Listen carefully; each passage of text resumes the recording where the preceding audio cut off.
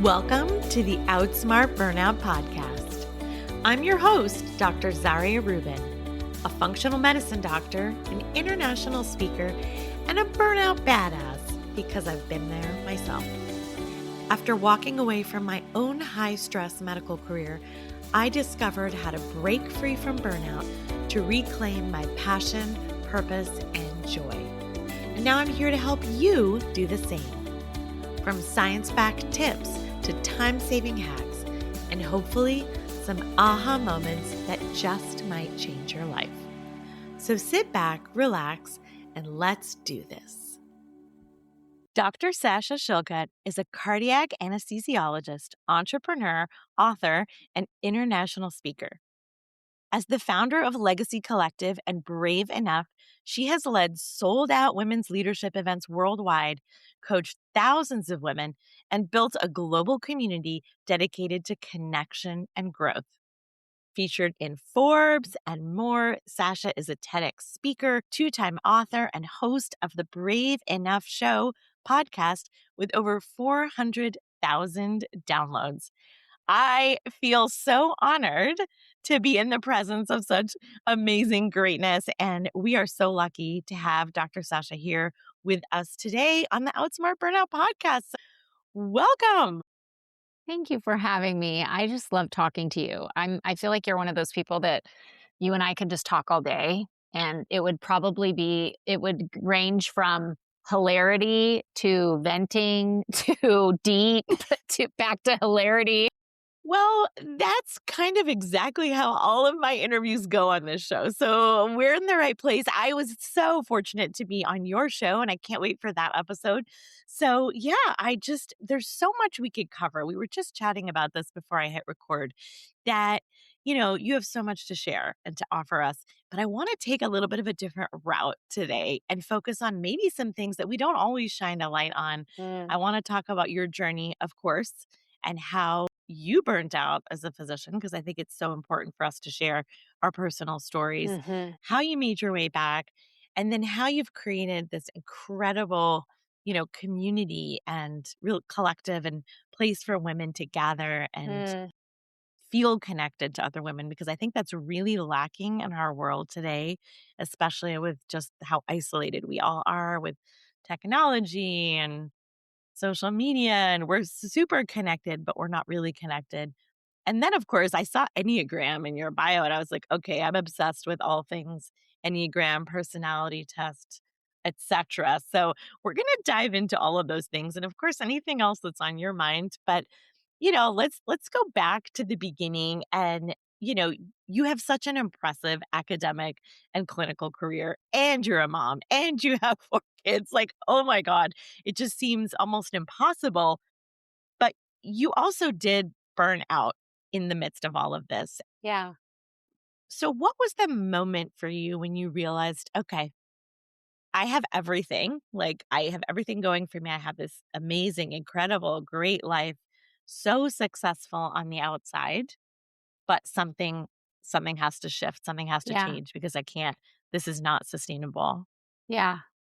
I think I probably am very similar to you and most physicians who really get to where we are as clinicians and researchers and leaders because we worked harder than 90% of the people around us, right? And so it's just the truth. It's not a bragging statement. There's no ego. It's the road to medicine is long and arduous and is full of high achieving, overfunctioning humans, and you are rewarded for that.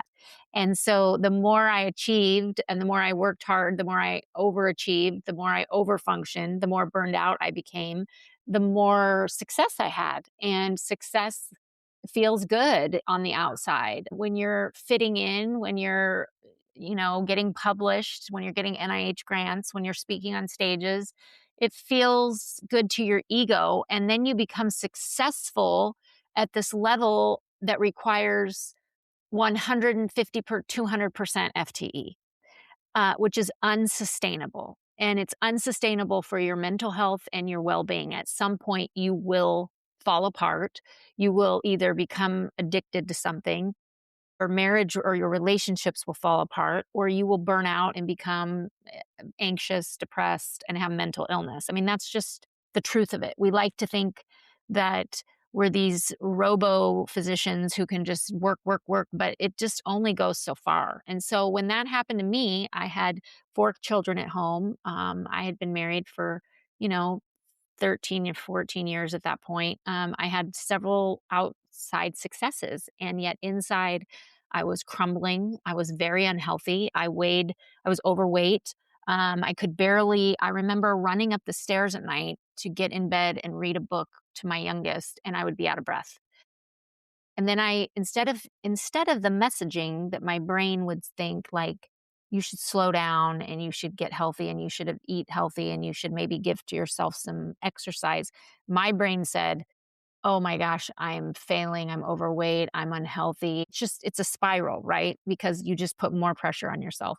So at that time that I was feeling really physically unhealthy, I was also feeling really mentally unhealthy and having thoughts of like, how can I get out of my life? Not suicidal thoughts. I never had suicidal ideation, but like, how can I get out of this job? How can I get out of this work? I can't do this anymore. Like, how can I do it anymore? And This is not uncommon for people who hear this and think like, "Oh my gosh, like I used to have fantasies about getting hit by a car yeah, or to have having some sort of a break. terrible thing happen that was Yes, outside yes, of my yes, control that would yes. force me out of Yeah, my life yeah, that so that I didn't have to make the decision. The decision would be made for me. yes, And yeah. I read this in the literature and I speak to other experts and this is like a common thread. So if you are listening and you are having fantasies about getting arrested or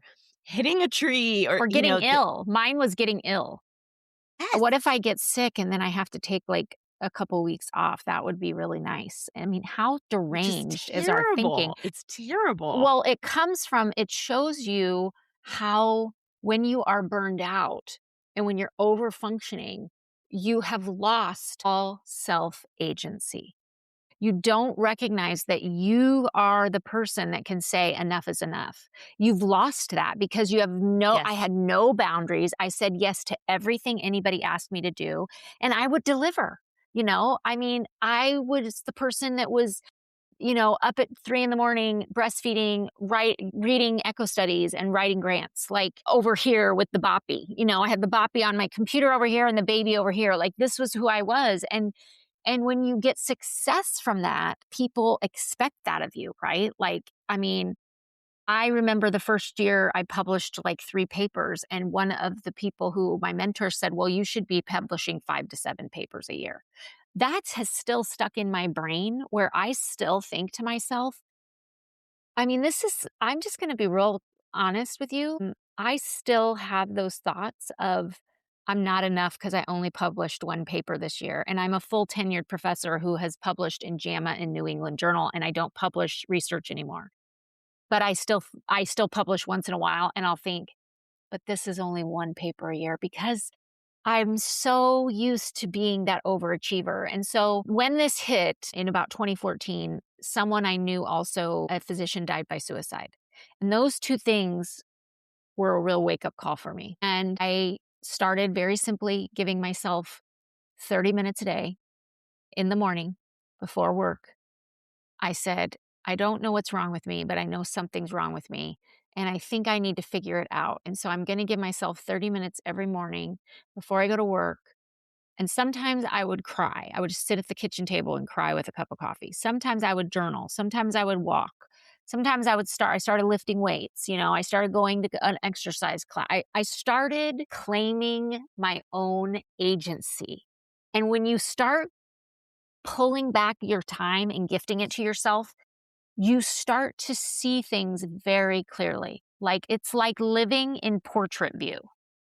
You may not see what's in the future, but you can see what's right up in front of you, and you can start making small decisions to take back your life. And that's literally my story. It's not like I had some awakening. I didn't go on a Like him.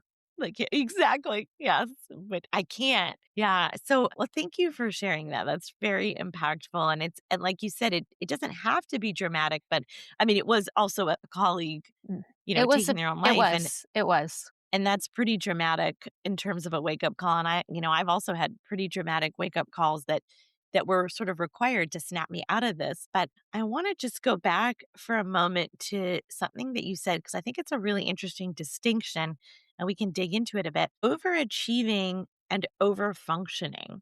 Can you Mm. talk a little bit about the distinction there? What does that mean to you? And like, what is this concept of over functioning? Because I think that we as women physicians, as moms, I mean, that's kind of like our badge of honor. Mhm. Oh, yeah, we give each other, like, awards for it. We make funny memes. You'll see reels about it, right? Like, we brag about it. We love being the martyr. So, overfunctioning is doing beyond your physical and mental capacity because you can. And I don't know a woman out there, a working woman who may have kids. First of all, even if you don't have kids and you're a working woman, you have kids that you're mothering someone. I mean, every woman mothers someone, right? Whether it's your animals, your neighbors, your aging parent. And what happens is women overfunction. They do beyond the capacity and their own capacity at the expense of their sleep, their health, and their well being. And because we can, and because we are helping other people, people love us for it. They pay us for it. They give us good little, oh, you're so awesome. Thank you. Only you can do this. They guilt us into doing it. So we live at this level of over functioning that becomes our normal. Like it just becomes a normal, regular, daily activity for us to overfunction. And if you don't think you're overfunctioning, when was the last time you came home, you you walked in the door, and everybody's going to laugh, but this is true. You walk in the door, you've just completed a 10 to 11-hour workday. You're tired, you're hungry, you're exhausted. You come in the door, someone has prepared you dinner. Your dinner is waiting for you. You sit down, you eat dinner, you get up, you don't take the dinner to the dishwasher. Someone does that for you. Someone wipes down all the surfaces. You just eat your dinner and then you go and you maybe change into your jammies and then you may watch a couple hours of television or maybe you take a walk with the dog and then you go to bed. None of Sounds like a us fantasy. None of us do that. None of us do that, right? We're doing that for other people. Like Hmm. we're Hmm. coming home and emptying the dishwasher on our way to change out of our dirty scrubs. And then we're going through mail while we're boiling water to make dinner for 4 other people. And then we're cleaning up the dinner while before everybody else is even done eating, we eat super fast so we can get up and clean off all the things. And everybody else is still eating dinner. So they're not helping. And then we're like, oh my gosh, I've got to go through the papers for tomorrow. And I'm going and do it. I mean, we overfunction all the time from morning till night. And that overfunctioning it's a fight or flight. It's actually, we're in flight mode from a stress response. And it becomes this maladaptive reaction to stress. So then when we're like paused for a minute, it's so uncomfortable. It's Mm. so uncomfortable for us to be still. We feel restlessness. We feel anxiety. Someone gives us 30 minutes to sit by ourselves and we are like, well, I got to have car Wi-Fi because I got to get on my computer. I can't just take 30 minutes. I need to chart. I need to do something. That is you over functioning. Okay, that's really interesting. And you mentioned the fight or flight response and the trauma response. And I am of the firm belief that there's a reason why a lot of us become such high achievers and such overperformers and overfunctioners. And there's a reason why we choose careers that are so intense and that put you almost Mm. in danger, quote unquote, day in, day out, when calm starts to feel very foreign and Hmm. uncomfortable and almost unsafe, and threat and danger and fight or flight starts to feel safe because it's familiar. And so I think a lot of us come from environments or childhoods or some form of trauma that formed us when we were very young and set the stage for us to become these perfectionists, Mhm. these high achievers, these Mhm. overperformers, to get our sense of validation and safety from this. And then it starts to become our new normal, and anything else feels very weird.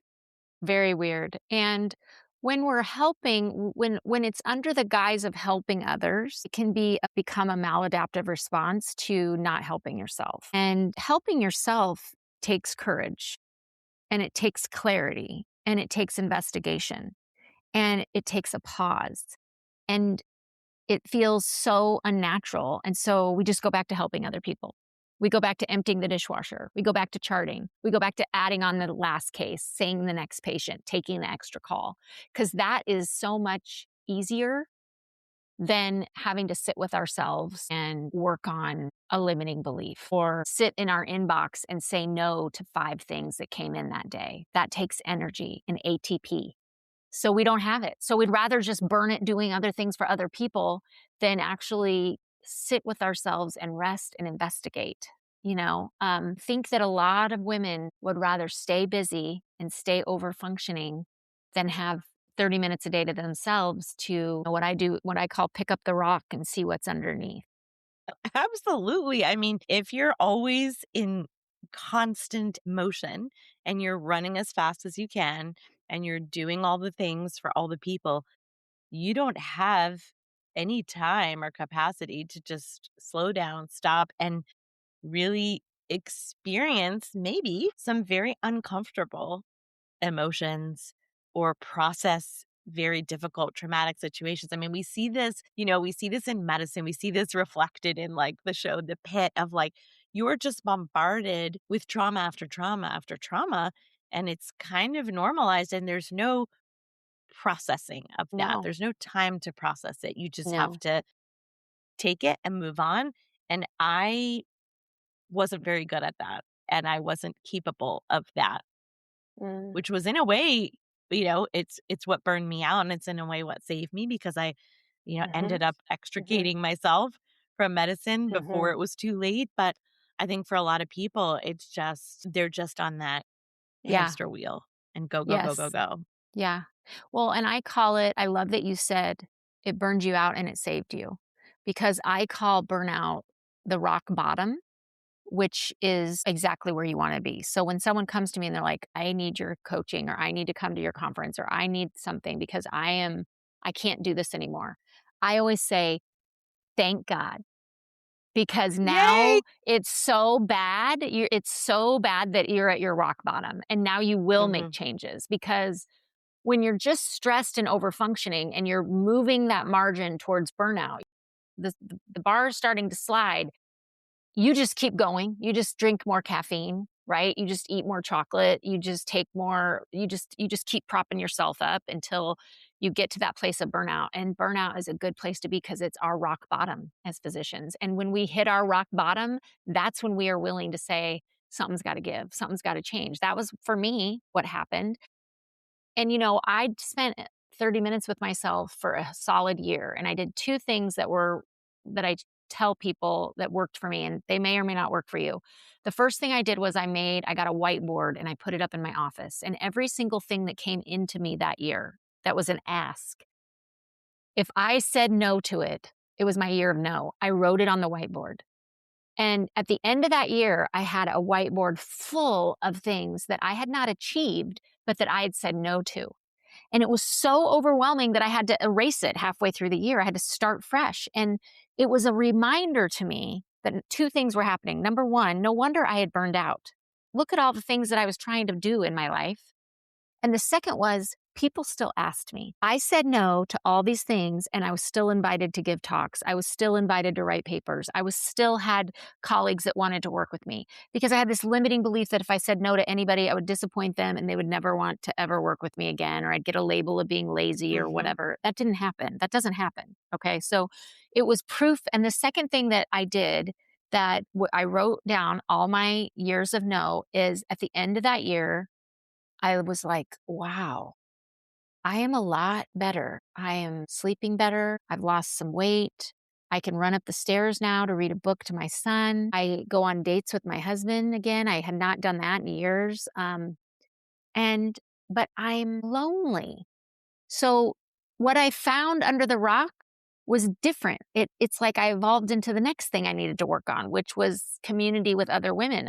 I was really, really isolated. And if I hadn't given myself a year of no and rebuilding my health, I wouldn't have been able to address that, right? Like that was the next thing that I realized I needed community.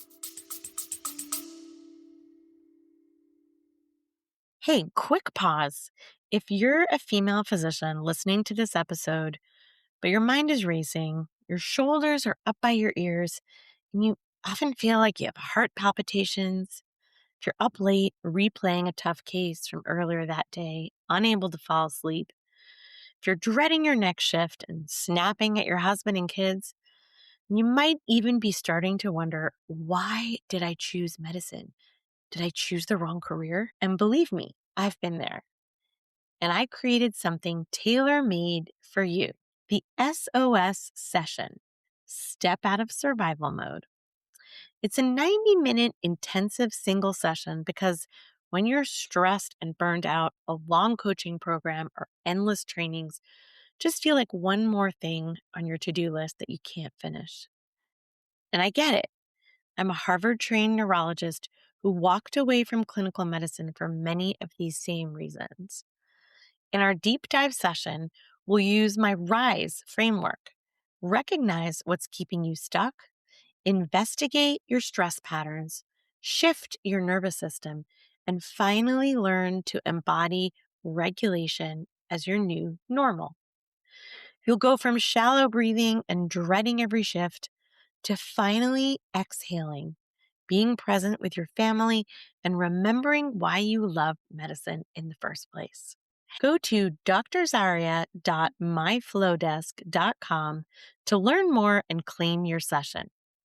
Okay, let's get back to the show. I mean, if you're too busy to be lonely. So, Exactly. my goodness. Yeah. Wow. I love all the things that you just said about, that burnout. I mean, I say it's my tagline of my show that, burnout's not your destiny, it's your wake up call. It's kind of like burnout is it's an opportunity. Oh, I love It's that. a message that if we listen to it, then we have the ability to change our lives. And I wish that, if I could get through to women, if I could get through to myself a long time ago, I wish there was a way that we didn't have to get to rock bottom, Yeah.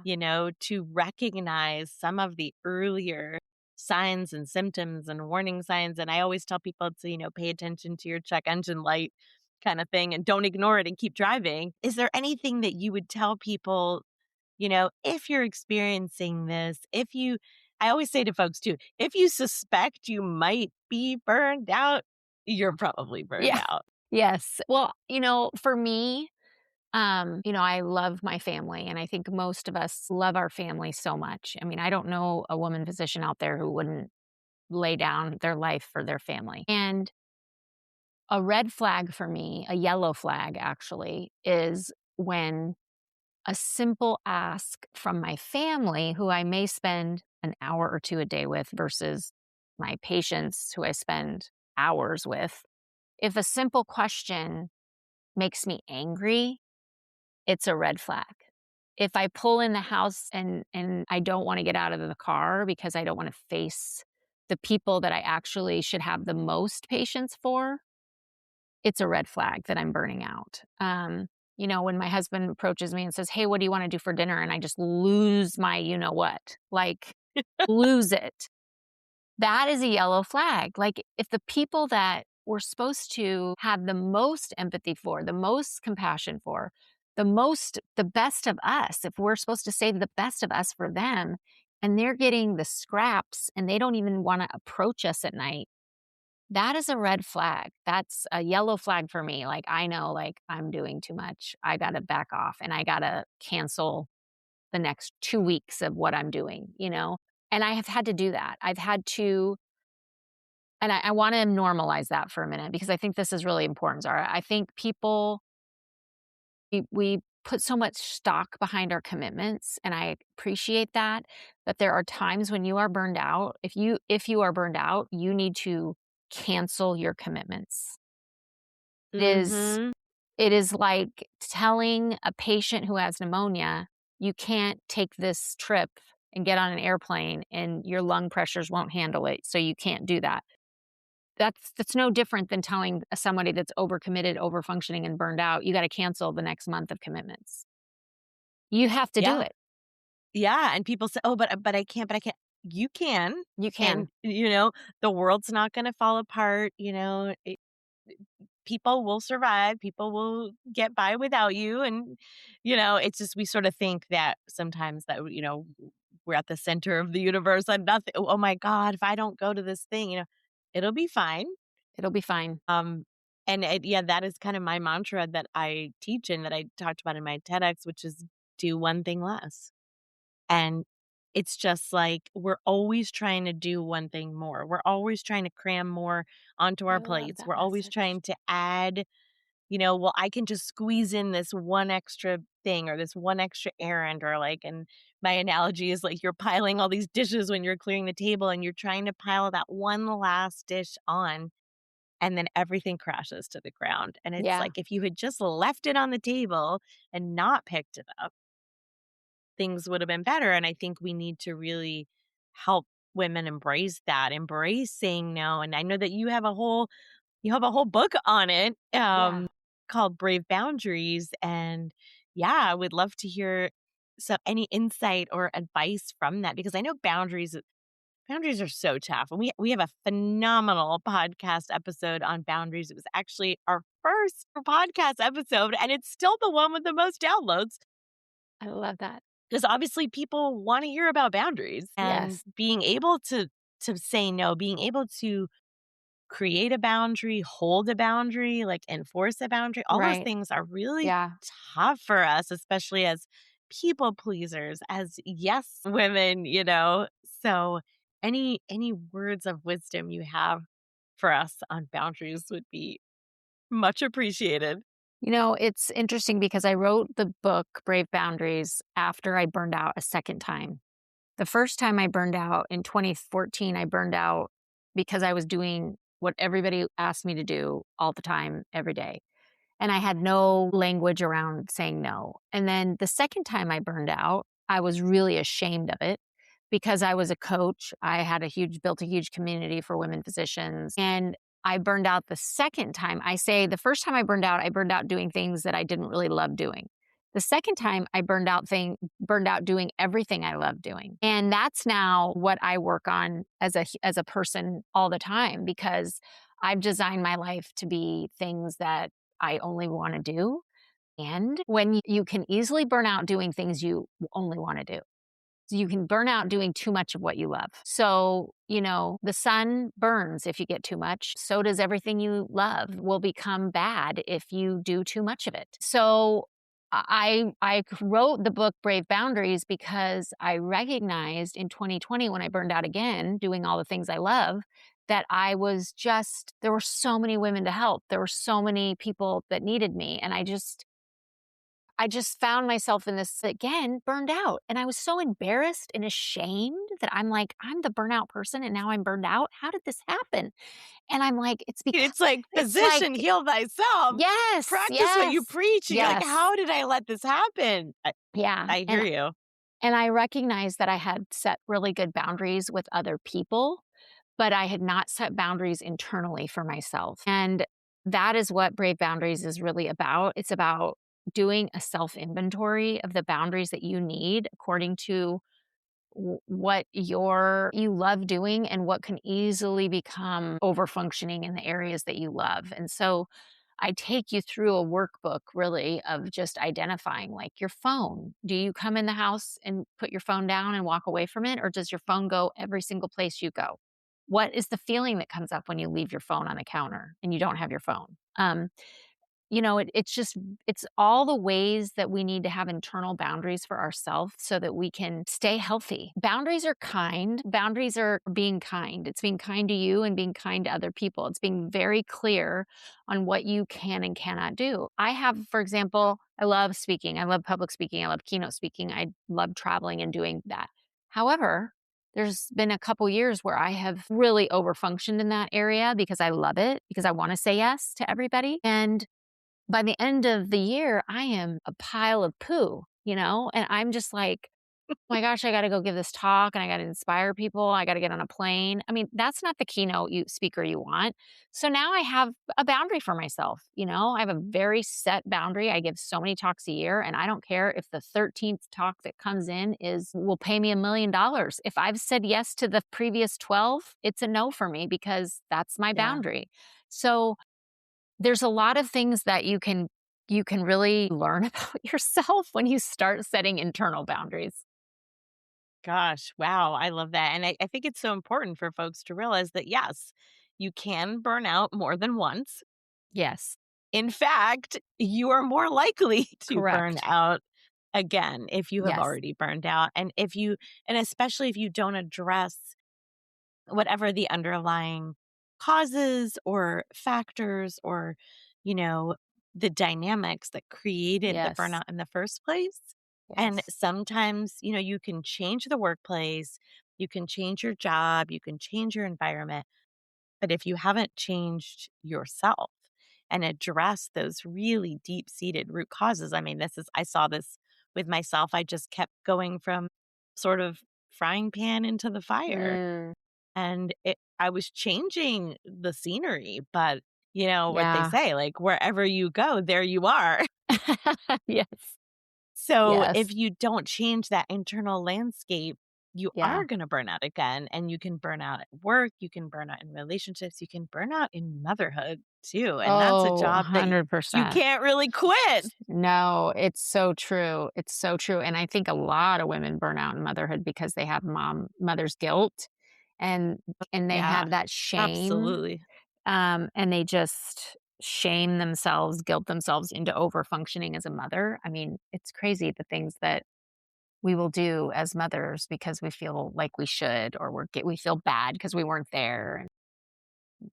Guilty as charged. I became a stay at home mom, which I didn't think I would ever do. And I gave everything I had and then some so that by the time my kid she wasn't even 3, and I had absolutely florid undiagnosed Graves' disease and was over functioning literally metabolically to the point that I was, Wow. like, losing my Wow. ish, and I just thought it was motherhood, like, I didn't think there was anything wrong with me. Oh my gosh. Isn't that crazy? Yeah, How we it's so can, crazy. yeah, I know. It's so crazy. But, and to get back to the other point about isolation and loneliness and community, like, I think that we do so much of this on our own, and we also think that we're the only ones going through this. Like, I'm the only person who has burnout. I'm the only person who, is failing at this. And I think what you've done and what your realization was that, like, yeah, I am really lonely and I don't want to be isolated is that you've created an incredible community for women to come together and share and support each other. So, yeah, tell us a little bit about what you've built, but, what's available to women who want to belong and want to feel like they're enough. Yes. Well, and we also have this thing that we have this thing as women that we have to be a certain level of happiness, or we have to have our life together to be a good friend for anybody to want to be around us. We tell ourselves this all the time. We're like, well, I would want to go to that conference, but I don't have my life together. Or, well, I would want to go to have girls, or ask that woman if she would have coffee, but she wouldn't want to listen to all what's going on in my life. I mean, we Like, just make up all these I'm not excuses. cool enough. I'm not the, Yes, like, it's popular just girl. yes, yes, it's crazy how we It do probably this. stems back to grade school, you It know? does. No, it totally does. So I have Brave Enough is the name of my community and the name of my company that I run. And I run courses and conferences and retreats for women in medicine and in healthcare. And I have a conference every year that I put on in September. It is the most magical thing. It's like, I mean, it's such a restful, fun experience because I, for years, would go to conferences and I would come home exhausted and I would be like, man, I left and I'm more tired than I was when I went. And I didn't want that. So I created this specifically to be the opposite of that. So afternoons are off. We have elective things you can do, like you can get your headshot, you can go get free coaching, you can talk to a lawyer if you need legal advice. But we have exhibits and shopping. But I want women to be my favorite thing is I do like a tour of the resort and the spa. And I love seeing these three women getting pedicures together. These three women at the spa. These three women are in a cabana. These three women are, at the adult pool laughing and giggling. These women are going on a hike. These women are going shopping. I want you to take a nap if you want to. So we have really good speakers in the morning, and then we have rest in the afternoon. And then at night, we kind of gather for dinners and fun stuff. And the connections that are made are so incredible because from the very first 5 minutes of the talks, we get real. We get real. We don't talk about esoteric scientific BS, right? We talk about the N of one, which is you. Because we as physicians don't do that. We go to conferences to learn to take care of other people, to best practices, to get everything we do. And even when I'm pitching this conference, if I say, you know what, you should come to this conference, you will leave such a better you. They'll be like, well, but if I say, you know what, come to this conference, you're going to be a better mom, you're going to be a better wife, you're going to be a better Mm. doctor. Oh, I'll sign up, right? And I'm Oh, then it's like, legit. If I'm it's doing it for other legit. people, it's Yes, legit. If I'm doing it for yeah. myself, that doesn't count. It's not Yeah. allowed. Yeah. And I Oh, just tell women, like, just show up. All you got to do is just show up. You don't have to wear something. You don't have to be anything. You don't have to know anybody. Cause that's another thing that is really important. Like, you yeah. are OB, right? That's your background? No. No, no. Okay. I What would I it? I originally trained as a neurologist and epileptologist. I'm a Okay. Why did super I nerd. think you were OB? That's Oh, right. Okay. because my A husband husband. Okay. I knew you were husband neurology is an because you OBGYN. do Yeah, all she's a this GYN surgeon. and you do Yeah, all this neurological audit. I knew that's that. right. Yes. Yep, Okay. yep. So, and stress, you're so smart about stress response and all that. Okay. So, if you were going to go to a neurology, say there was a neurology conference, would you ever think, I can't go to that conference because I don't know anybody? No, you would just sign up No. and go learn neurology, right? I mean, I go to anesthesia conferences all the time. I don't know people. I just go because I want to learn something. But when I say we're going to have a women's conference, do you know what every woman says? I can't go. I don't know anybody. It's like this weird thing that we're all afraid of going to a conference where we don't know anybody because our psyche as women, we put up walls. We don't really show what we can't. We work in environments where we can't like really show who we authentically are as women. And you don't want to go somewhere where you're going to feel left out or you're not going to belong or you're not going to know anybody. Who am I going to talk to? Who am I going to sit with? It's, I'm like, it's crazy. You'd go to a neurology conference where you didn't know if anybody was going to be there, but you'd go, right? So I tell women all the time, like, if you're feeling that way, that's the reason you go. That's the reason you show up because you're going to leave with at least one battle buddy. Because I make everybody do this, that you can text during out the week, you can text throughout the year, you is your safe person. So when you're spiraling or when you're feeling burned out or when you're having a bad day, you can text that person and say, I'm having a bad day. And there's no judgment. They're not going to judge you. You're going to come and you're going to leave with probably more than one battle buddy, but you're going to feel a connection and you're going to feel a lifeline. Okay, I don't know. You might have convinced me to sign up. We're going to, of course, put all of this info in the show notes. I know we've covered so many things. We like to close out with a segment that I call Rapid Fire, Oh, where I fun. ask you quick questions and you just, answer them, whatever comes to mind. So here we go. Rapid fire questions. I think I could guess this one for you, but are you a morning person or a night owl? I'm definitely a morning person. I called it, and I'm definitely a night owl, and I wish I were a morning person because I feel like that would kind of help me jumpstart my day. Okay, a book that most changed how you see yourself. The Big Leap. Oh, that's a good one. I actually have it on my desk right over Yes, here. I'm like, love I that gotta book. finish it. Totally changed the way I saw myself and my limiting beliefs. Okay, a boundary that you're still working on. I am working on scheduling fun for myself. So Okay, I love that because it's an oxymoron and it's gonna lead me into our next question. But yeah, okay. Scheduling I fun. probably Okay, I need love it. coaching I on love it. that. Can we set up a coaching appointment for Yeah. you to coach me through that?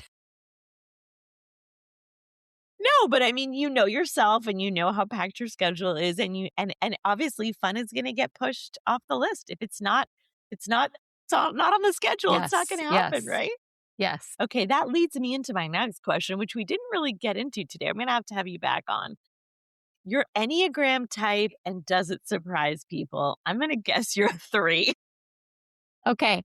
I love that you guessed that I'm a 3 because Yeah. everybody told me for years that you are a 3. You are a 3, 3, 3, 3, 3. So I just never took the Enneagram and I was like, I'm a 3. And I read about it and I was like, oh, yeah, that I'm a 3. I am not a 3. I am an 8. Okay, that was my second guess. That was my So second guess.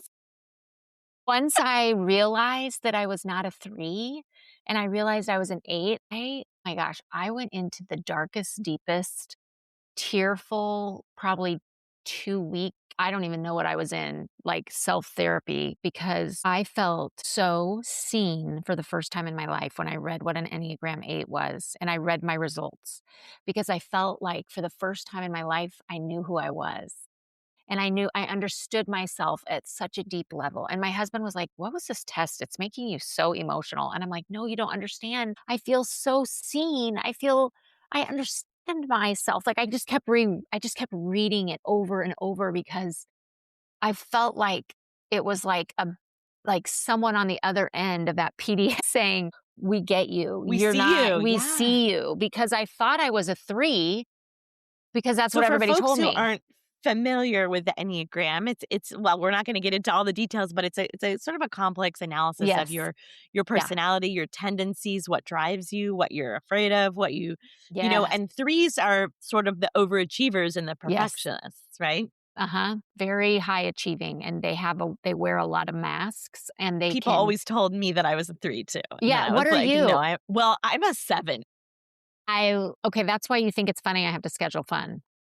Yeah, yeah, You're like, so, "What?" yeah, but yeah, so sevens are well, we just kinda, like, try to The do all the enthusiast. things, Yes, and we're the YOLO. and we yes, and so I've had, like, 25 different careers, I can never settle on one thing, I always wanna do everything, and my family sometimes says to me, "Why do you always have to make everything so special?" I'm like, "Because I'm a 7, okay? We're gonna do all the things, and it's gonna be fancy, and we're gonna have a party for this and that," and they don't get it, but it's like I that's what love drives us. But that. and so tell us a little bit more about eights. Eights are sort of like the leaders and the The peacemakers and the challenger.